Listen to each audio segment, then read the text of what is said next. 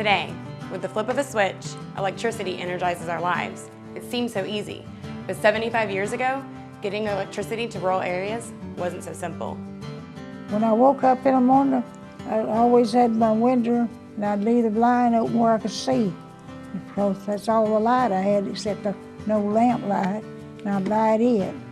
Get up and build a fire in an old wood stove and start breakfast. 75 years ago, rural residents in Okaloosa and Walton counties and across the United States seldom had electricity like their city neighbors. We had a dug well that we got our water from, and we had kerosene lamps and Aladdin lamps later on, and they were the next thing to the best thing in the world. I washed my clothes with an old scrub board and hung them out in the backyard with a flashlight. Back then, electric companies said it would be too expensive to serve rural people because the homes and farms were too spread out. There'd be no profit, they said. So, for years, while city residents had power, rural families had a tough time getting the chores done without time-saving electrical appliances and devices. My mother cooked on a wood stove from the time I can remember until 1942 when we got electricity. I cook on that old wood stove and it was so hot you couldn't hardly stand it. We had to keep the milk in the well on a rope to keep it from souring. Had tote all them old clothes down there to the creek and wash them, tote them back and hang them out. In 1935, President Franklin D. Roosevelt signed a presidential order that created the Rural Electrification Administration. And things would never be the same again in rural areas. Soon, rural electric cooperatives began forming all over the country. And in a matter of months, the countryside began to light up. It was an amazing transformation that defied the assumptions of other power companies. I remember in 1942 when they came through and told us they were going to turn the electricity on a certain day. Man, it was the greatest day of our life. When we turned the power on, you could hear them holler all over the community that they had power.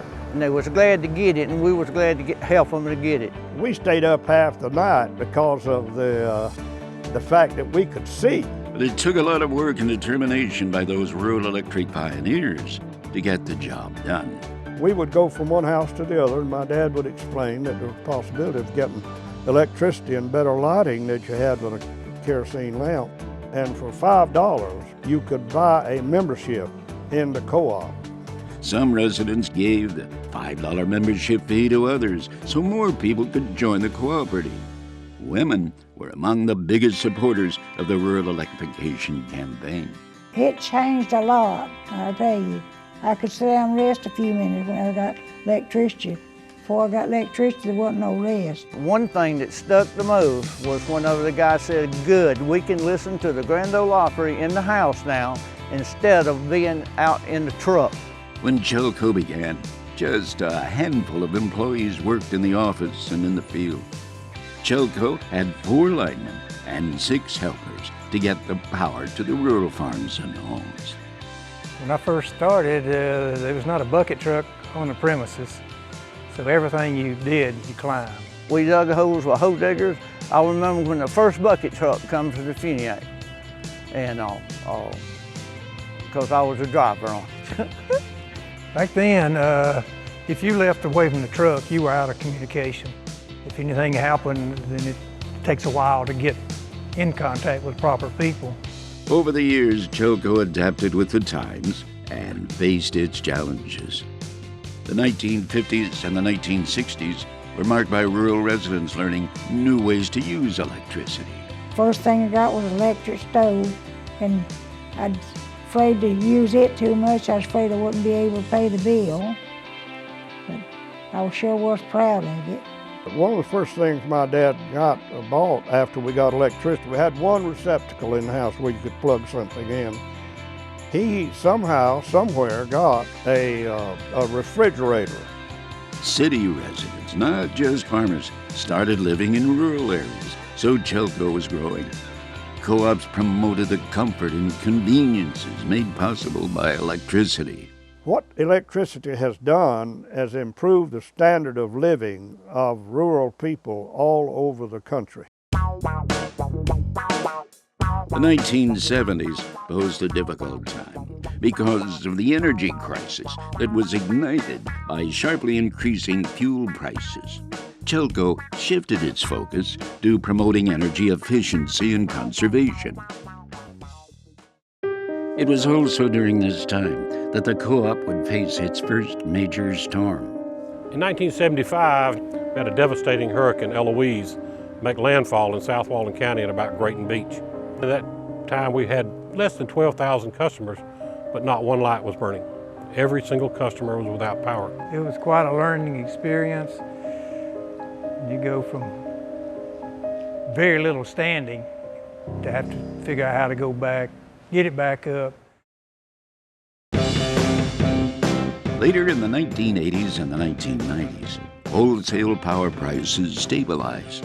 The cooperative began to grow rapidly as homes and businesses took root in Blue Water Bay, Auburn, and South Walton County. Blue Water Bay is a community that was established in 1978, and over that next 10 years, we grew approximately 70%. Then also Eglin Air Force Base, another influx of people to the base over the years really caused us to grow. And then of course everybody loves our sugar white beaches. Chelco's membership has tripled since the 1980s. Former CEO Gene Smith always says, one thing has not changed over 75 years for Chelco. It is a member-owned, not-for-profit cooperative dedicated to serving members.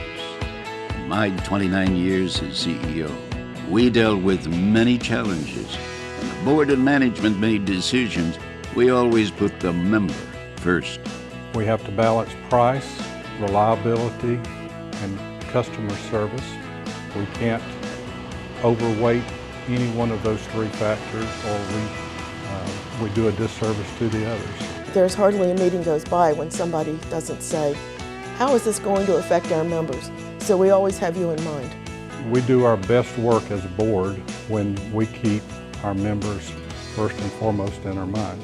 Like all businesses, Chelco will face challenges and will adapt to continue to serve its members. There's several challenges that are important for us to keep a handle on. Cost control is going to be an issue that's important for us going forward. It always is. And when I talk about cost control, I like to mention the fact that we try to control cost while at the same time maintaining or improving customer satisfaction, reliability, as well as safety. Back in the day when I started here, we were just starting to push the safety issues, and now we're ramped up into that. We're all about safety. We're constantly trying to improve the reliability of our electrical system, and technology has really helped us to do that. Technology allows our employees to do a much better job, much more efficient job for our membership. In the old days, anybody that went out in the field, if they had to access their maps, they would actually pull off the road, pull this great big map truck book out, put it on the hood of the truck, and then start flipping through 300 pages trying to find the page that they needed to locate the customer. Now we have computers in every truck. In some cases they're just tablets that they can just punch in the meter number, they punch in the 911 address, and it takes them right to the location. Over the years, the equipment has gotten top-notch. If you have 2 bucket trucks and 3 three-phase lines down, it's going to take a while to get them back up and get the power back on.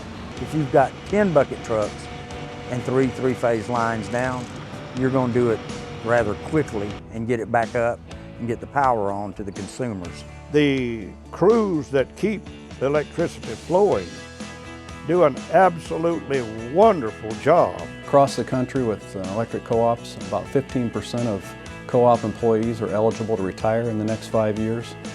And I think at Chelco that number is probably even higher. That's an area that's very important to us and one that we pay particular attention to, and we're working to bring along those people, that next generation that will fill those shoes of the individuals that are retiring in the next few years. I spent 3 years in Blue Water Bay. I was on a service run by myself. That was a time where I can actually do a lot of one-on-one with a lot of the members in Blue Water Bay.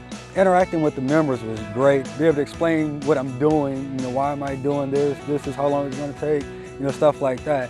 But Chelco's commitment to its members and its community will remain steadfast. Chelco is involved in so many things in the community, Relay for Life, Heart Walk. I couldn't begin to name them all. I was afforded the opportunity to be a loan executive for the United Way for 2 years in a row. And that was one of the greatest experiences of my life. It was in the top 5 of me being here at Chelco. I believe the Youth Tour program is a great program, a great asset that Chelco participates in. It truly is what opened the door. The Lord opened the door for me to be able to get this job. The strength behind Chelco is people. Plain and simple, it's people. And by the people, what I'm referring to are employees and the Board of Trustees. And these people every day go out and do a great job of serving our members because they understand that we're a cooperative and we're not for profit, and the purpose for us being in business is to serve our membership. When I started, your consumers felt like family in a lot of ways. I think it makes a difference when they realize they are part owner of what you are doing, and you show them the courtesy of doing the job right. They give you the courtesy back, appreciation for what you do. The founders of Chelco had a vision for a better life. We remain dedicated to that vision. So the next time you'll flip a switch, think about courageous pioneers who defied expectations and made it all possible.